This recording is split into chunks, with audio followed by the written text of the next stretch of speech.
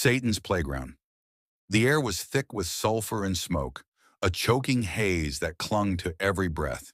Screams cut through the blackened skies, screams so raw and guttural they didn't sound human anymore. Beneath that endless echo of agony lay the ground itself, if it could even be called ground. Flesh and bone paved the paths, twitching, writhing, as if the earth was made of living bodies bound together for eternity. This was hell, not the cartoonish pit mortals joked about, but the true domain of the damned, Satan's playground.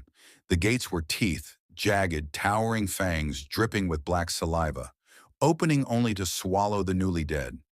Souls entered naked, stripped of all dignity, dragged by shadow-thin demons whose claws hooked into their spines. Some tried to run, but the ground pulled them back, tendrils of burnt sinew wrapping their ankles, yanking them screaming into the molten soil. Deeper inside, the landscape twisted with madness. Rivers of boiling blood surged with bodies half dissolved, their faces locked in endless screams as they were swept away, shredded against spiked rocks. Great towers of bone rose high, lashed together by veins that still pulsed. Perched upon them, winged horrors with eyeless sockets shrieked hymns in reverse, their voices making the air vibrate until bones cracked.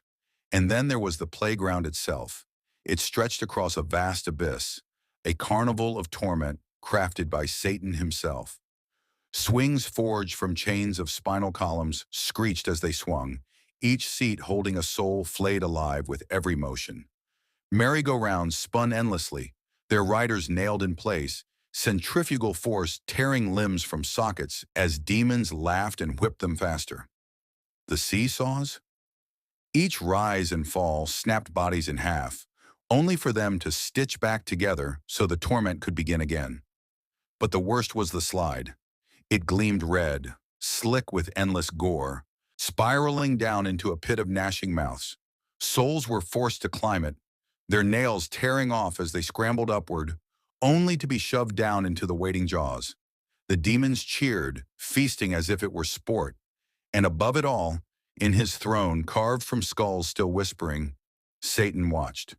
He wasn't a horned caricature. His form shifted, sometimes a towering beast with burning eyes, sometimes a shadow so vast it swallowed light, sometimes a man with a grin too wide, teeth stretching to his ears.